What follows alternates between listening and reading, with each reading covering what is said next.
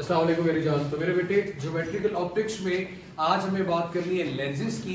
Lenses की topic में हम लेंसेज से relevant each and everything discuss करेंगे। सबसे पहले टॉपिक में हमने पढ़ा स्फेरिकल मिरर। स्फेरिकल मिरर में मेरे बेटे हम लोगों ने बात की थी कि जी रिफ्लेक्शन ऑफ लाइट से आपको इमेज नजर आता है।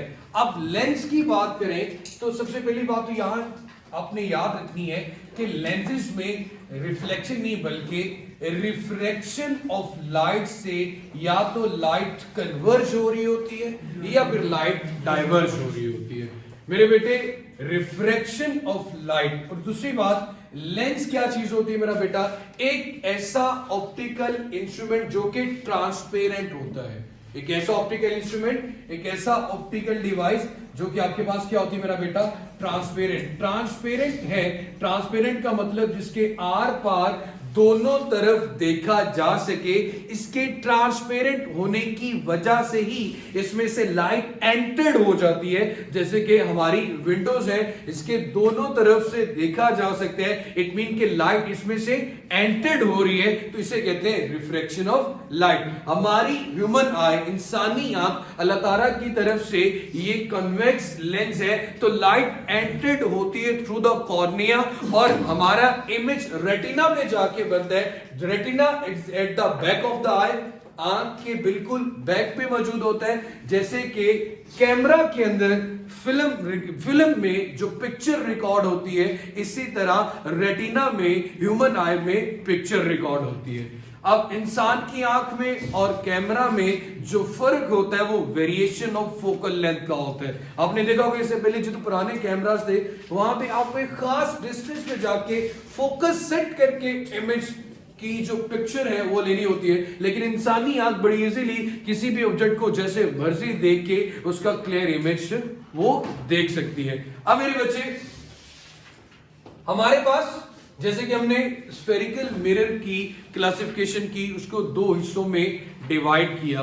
सिमिलरली मेरा बच्चा, हम इसके बिहाफ पे, कंस्ट्रक्शन के बिहाफ पे हम बात करेंगे लेंसेज की। अभी कहा जाता है कि यार ये भी आपके पास एक स्फेरिकल ग्लास या ट्रांसपेरेंट प्लास्टिक का हिस्सा होते हैं। तो मेरे बेटे, मैं इसको भी दो हिस्सों में डिवाइड करता हूं।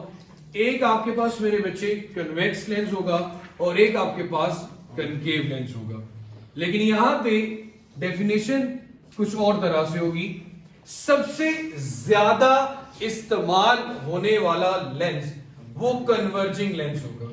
लेकिन एक चीज याद रखना, मिरर में कन्वर्जिंग मिरर कनकेव था, लेकिन लेंसेज में कन्वर्जिंग लेंस कन्वेक्स है। कॉन्वेक्स लेंस हमारा कन्वर्जिंग लेंस होगा। इसी तरह मेरा बेटा, मिरर में डाइवर्जिंग मिरर कन्वेक्स था, लेकिन लेंसेज में डाइवर्जिंग लेंस कनकेव है। ये आपके पास आ गया कनकेव लेंस।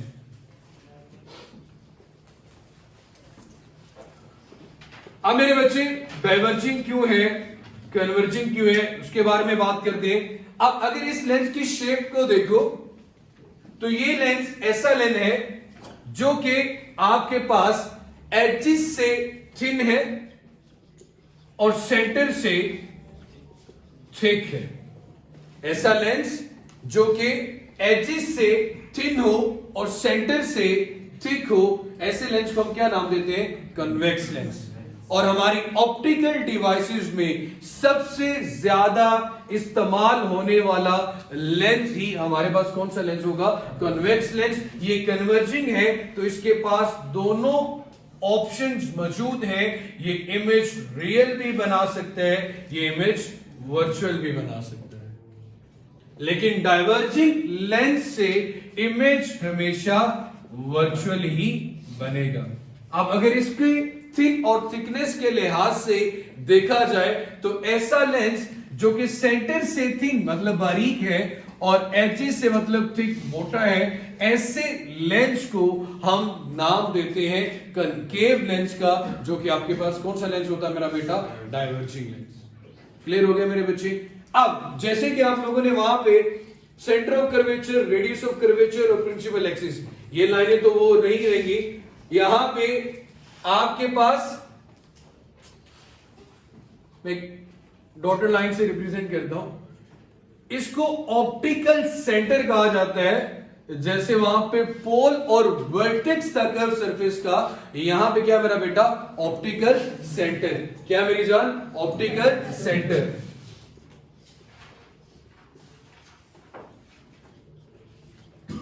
अब हमें बात करनी है, ये पोर्शन कर ले मेरे बेटे, हमारे पास प्रिंसिपल फोकस की कन्वेक्स लेंस का और कनकेव लेंस का, वो सारा ही आ रहा है। ओके, ये आपने प्रिंसिपल एक्सिस ड्रॉ कर दिया जनाब। ये आपका ऑप्टिकल सेंटर आ गया। यहां पे कोई फोकल पॉइंट भी वही होगा जहां पे तमाम रेस कन्वर्ज होगी। फिलहाल मैं यहां पे कोई ऑब्जेक्ट रख रहा हूं, अब इस ऑब्जेक्ट से लाइट रेस निकल रही है, लेंस की तरफ जा रही है, तो लेंस से रिफ्लेक्ट बैक होकर वापस नहीं आ रही, बल्कि क्या हो रही है, उसमें एंटेड हो रही है। तो यहां पे रिफ्रेक्शन होती है, तो लाइट रे कन्वर्ट। ये देखिए, अब याद रखना, light always travel in a straight line. लाइनें ऐसे ऐसे मूव नहीं कर सकती, light always travel in a straight line. Okay, इसका प्रिंसिपल है, पहली रे जो कि parallel to the principal axis गई, first ray that is parallel to the principal axis after refraction through a lens, वो जिस पॉइंट से गुजरी है उस पॉइंट को क्या नाम दे रहे हैं, फोकल पॉइंट। पहली रे के बारे में, ये इसे इमेज फॉर्मेशन इन कन्वेक्स लेंस में ये प्रिंसिपल है कि इमेज बनता कैसे है। पहली रे जो कि पैरेलल टू प्रिंसिपल एक्सिस है, पॉसिबिलिटी है ना कि इस तरह की रेस भी हो सकती है जो पैरेलल टू क्या हो, प्रिंसिपल एक्सिस। जितनी भी rays parallel to the principal axis इस ऑब्जेक्ट से निकल रही होंगी, वो रिफ्रैक्शन के बाद rays parallel to principal axis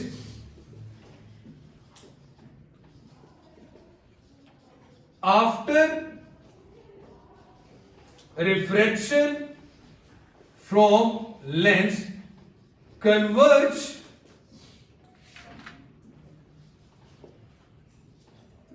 at a point, after refraction from a lens converge at, या फिर after refraction from lens converge at a point, जिसे हम क्या नाम देंगे, फोकस, फोकल पॉइंट।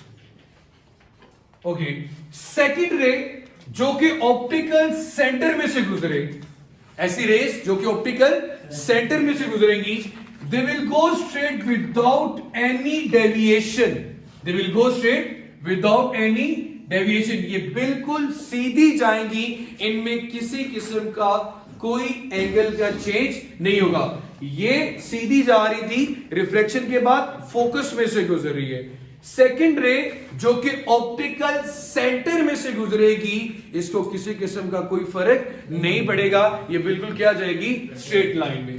तो ये सेकेंड रे आ गई। ओके, थर्ड रे, जैसे कि यहां पे इतने डिस्टेंस पे फोकस लिया, तो यहां पे भी फोकस ले लिया। थर्ड रे जो कि फोकस में से, एक ऐसी रेस जो कि फोकस में से गुजर रही हो, after refraction from a concave या convex lens, they will become parallel to the principal axis। भाईजान जरा गौर कीजिएगा, पहली ray parallel to the principal axis थी, रिफ्रैक्शन के बाद वो एफ में से गुजर रही है। इसका थर्ड रे इसकी ऑपोजिट है, फोकस में से गुजर रही है और रिफ्रैक्शन के बाद क्या होगी, parallel to the principal axis. और जो सेकंड रे थी हमारी ऑप्टिकल सेंटर वाली, जो ऑप्टिकल सेंटर में से गुजरी, वो तीनों क्या हुई, बिल्कुल स्ट्रेट लाइन में गई। अब ये जहां पे जाके मिल रही है, उस पॉइंट पे क्या बनता है आपका, इमेज। उस पॉइंट पे क्या बनता है आपका, इमेज। ये इमेज आपके पास रियल होता है और इन्वर्टेड होता है, रियल होता है और इन्वर्ट होता है। इन्वर्ट का मतलब उल्टा।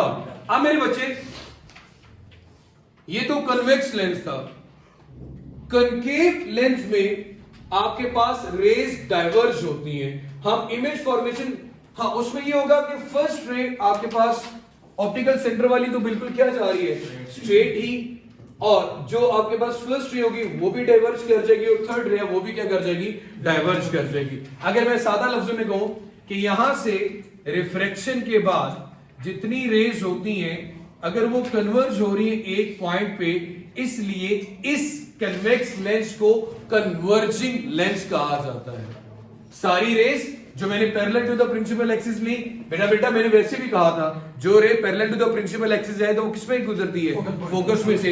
यहां से मैं जितनी भी rays parallel to the principal axis लूंगा वो किस में से गुजरेगी, फोकल पॉइंट में। तो तमाम रेस एक पॉइंट पे कन्वर्ज हो रही। यहां तो आपने बता दिया इमेज कैसे बनता है, यहां पे आपने बता दिया कि जितनी भी rays parallel to the principal axis जाती हैं वो फोकस में जाके कन्वर्ज हो रही हैं, इकट्ठी हो रही हैं। इट मींस कि यहां पे इसका हकीकत में रियल फोकस बन रहा है, और जिसका रियल फोकस बन रहा हो उसकी फोकल लेंथ क्या होती है, पॉजिटिव, और इसको क्या नाम देते हैं, कन्वर्जिंग।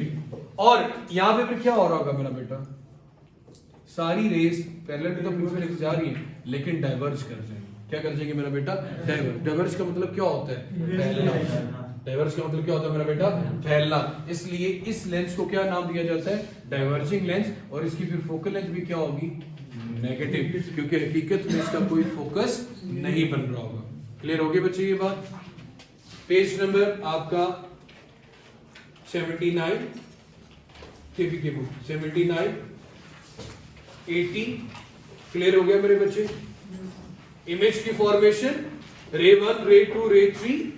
डाइवर्जिंग लेंस के लिए अगर देखना चाहिए तो 79 पेज नंबर पे रेज आपको डाइवर्ज होती हुई नजर आ रही होगी, पेज नंबर 79 पे कन्वर्ज होती हुई नजर आ रही होगी। नजर आई दोनों डायग्राम्स मेरा बेटा, लास्ट में बनी हुई कनकेव से कन्वर्ज हो रही है एफ में, लेकिन आपको सॉरी कन्वेक्स में कन्वर्ज हो रही है, और कनकेव में आपको यही रेस फैलती हुई नजर आ रही है, किसी एक पॉइंट पे इकट्ठी नजर नहीं आ रही। क्लियर हो गया मेरा बेटा।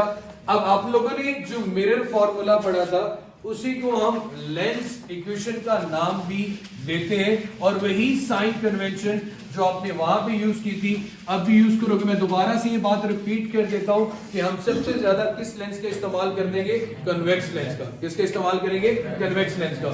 ऑब्जेक्ट का ऑप्टिकल सेंटर से डिस्टेंस रिप्रेजेंट कर देंगे P से, इमेज का ऑप्टिकल सेंटर से डिस्टेंस रिप्रेजेंट कर दिया Q से, और फोकल पॉइंट का ऑप्टिकल सेंटर से डिस्टेंस रिप्रेजेंट कर दिया फोकल लेंथ। तो तीन टर्म्स होती है P Q F, P Q F। P क्या होता है मेरा बेटा, ऑब्जेक्ट डिस्टेंस। Q क्या होता है मेरे पास मेरा बेटा, इमेज डिस्टेंस। F क्या मेरे बच्चे, focal length. Object distance, image distance और focal length. Focal length positive भी है, फोकल लेंथ नेगेटिव भी है। अगर लेंस आर मिरर कन्वर्जिंग हो तो फोकल लेंथ पॉजिटिव आती है, डाइवर्जिंग हो तो फोकल लेंथ नेगेटिव आती है। आपने कन्वर्जिंग और डाइवर्जिंग याद रखना है, मिरर और लेंस से कंफ्यूज हो सकते हो। अब कन्वर्जिंग लेंस कौन सा होता है, कन्वेक्स। डाइवर्जिंग लेंस कौन सा होता है, कनकेव। इमेज डिस्टेंस पॉजिटिव आएगा रियल के लिए, नेगेटिव आएगा वर्चुअल के लिए। और नेगेटिव साइन का भी यूज करते हैं जब लफ्ज कौन सा आ जाए, बिहाइंड। क्या लफ्ज आ जाए, बिहाइंड। और इमेज यहां पे भी रियल के लिए पॉजिटिव और वर्चुअल के लिए नेगेटिव, लेकिन मोस्टली ये कौन सा होता है बेटा, पॉजिटिव ही। क्या होता है मेरे बच्चे, पॉजिटिव। एक छोटा सा फॉर्मूला जो आप लोगों के साथ शेयर करना चाहूंगा वो यही है, ये तो आपको पता ही है, 1/x = 1/p + 1/q। एक power of lens, power of lens क्या फॉर्मूला होता है मेरा बेटा, focal length. Reciprocal of focal length is called power of lens. Reciprocal of focal length is called power of lens. लेकिन मेरे बेटे ये चीज याद रखना, हम जब आप यहां पे न्यूमेरिकल सॉल्व करते हो तो मोस्टली फोकल लेंथ सेंटीमीटर में होती है। किसमें होती है, सेंटीमीटर में, क्योंकि लेंस बहुत कम होती है। आपने जब पावर की बात करनी है आप चाहते हो फर्ज करो फोकल लेंथ आपके पास 2 मीटर है, तो उसकी पावर होगी 1/2, और इसे पावर ऑफ फोकल लेंथ को नाम दिया जाता है मेरा बेटा डायोप्टर का। क्या नाम देंगे मेरे बेटे? Dioptre. So 1d is equal to 1/2। 1/2 का मतलब 0.5 डायोप्टर, 0.5 डायोप्टर। तो ये हमारे पास क्या आ जाएगा मेरा बेटा? Power of length. Focal length always measured in metre, focal length always measured in metre. Again object, image और दूसरा डिस्टेंस, ये बहुत शॉर्ट डिस्टेंस होते हैं हमारे पास, लेकिन उसके लिए हम क्या लेते हैं मेरा बेटा? सेंटीमीटर। लेकिन जब हमने फोकल लेंथ को मेजर करना हो तो वो फोकल लेंथ हम किस में लेंगे? मीटर में, जब हमने पावर की बात करनी है। बाकी इंशाल्लाह कल करते हैं। अल्लाह हाफिज।